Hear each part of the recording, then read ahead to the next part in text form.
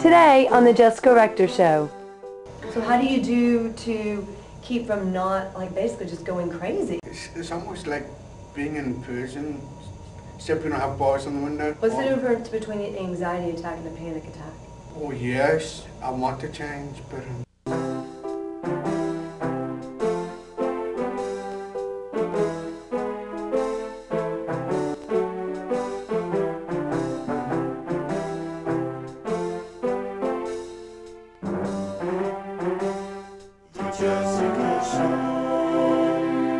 Welcome to the Jessica Rector Show. I'm your host, Jessica Rector. Today we're going to be talking about when a person has multiple issues and how they begin to take over your life, or they actually keep you from doing what you really want to do in life. Please welcome my guest today, Jeff Roswell. good afternoon. Thank you for joining me today. You're welcome. So let's talk about the first, maybe possible, obvious issue, is your weight. Okay.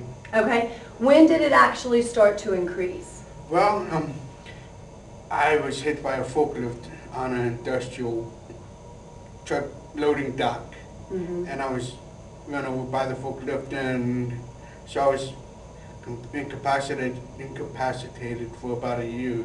Wow. Which so I gained weight because I had no mobility, and then as I tried to rejoin the workforce, I discovered my anxiety of being back out in the population and having gained so much weight.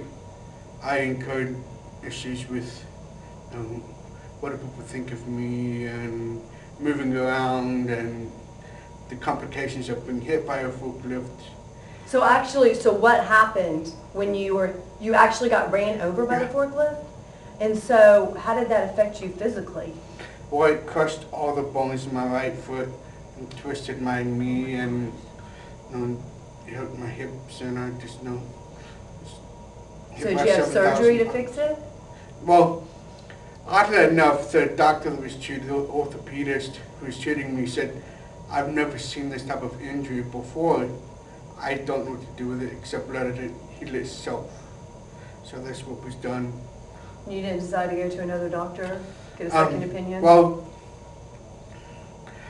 the doctor came well recommended, and also it was a workers' compensation thing. And so if I want to see a different doctor, it would have been financially up to me. And so... So the company sent you to a specific doctor? Yeah. You didn't have a choice in that? No. Wow. That's a horrible way of So we're compounded, and then the issues compounded, and I saw the isolation for being, reclusive for a year without any real contact with people. So how long ago was that? That was back in 1998. Okay. And so were you just not able to get up and go out because of the injuries? Right, I couldn't walk, and I didn't have a wheelchair. And so why didn't the company provide you with one if you got hurt on the job? Well, they supplied me with a walker, and basically that just helped me get around my house. Right. But I couldn't drive because I wore this big boot. Right. And so, my brother-in-law would take me to the grocery store. I'd come back to home, and if I needed to do something in my home, I would get on my back and I'd scoot across the floor. Oh my gosh. To the kitchen, and at that time I was able to pick myself up and set myself into the bathtub so I could bathe and pick myself up. But I still don't understand, if you got hurt on the job, why did the company not do more for you, especially because it was such... It was a non-labor union company. Okay. They didn't have a labor union, and so your rights were very few. Yeah, but you still, if you get hurt on the job, they still have to be able to provide for you pertaining to that injury. Well, they provided medical, and as they said, we provide you medical, we provide you 80% of your normal income, and a job if you want the job when you come back. Wow. Yeah. But you had no way to get around, and they didn't care about that? Well, they came and picked me up for my doctor's visits. Right. They sent someone to take me to my doctor's visits. Huh. Wow. Okay, so you're staying in your house basically a year Yeah, because by myself. you have no way to Get on, no. get out, get around. No. So why didn't you use the walker to get out?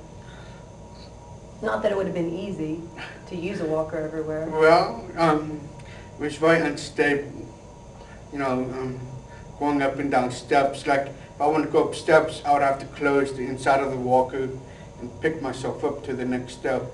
Oh, wow. And so, if I wanted to step down, I'd have to set the walker down. Right. And then brace myself up, pick myself up, set myself down.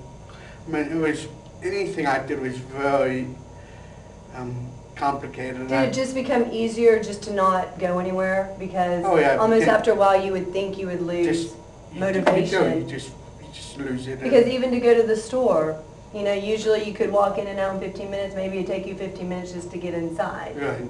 So the motivation So just decreased? It just, why do it?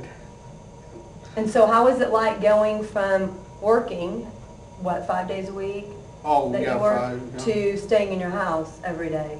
It was excruciating. I mean, you become, you develop a lot of thoughts and things, and you Like become, what?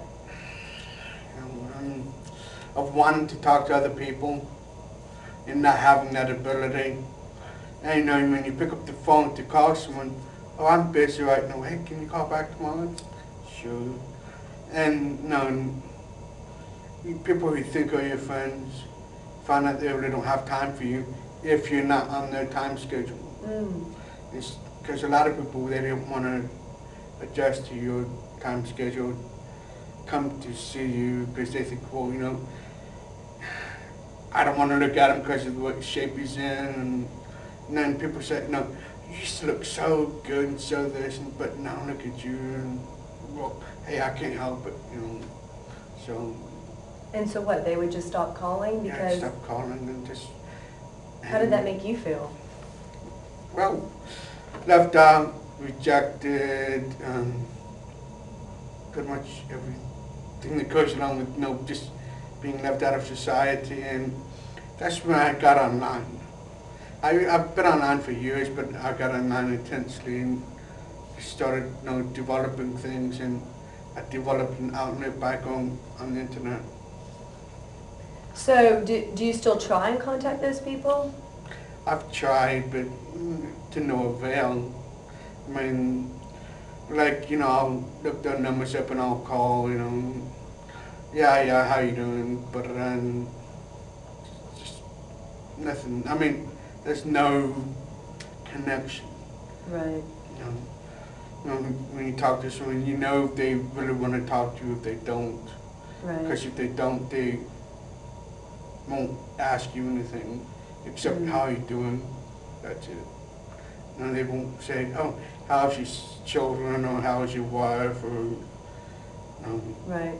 none. And speaking of that, how did you, being disabled, going on disability, how did that affect your family? Well, my family was never really that close. Right.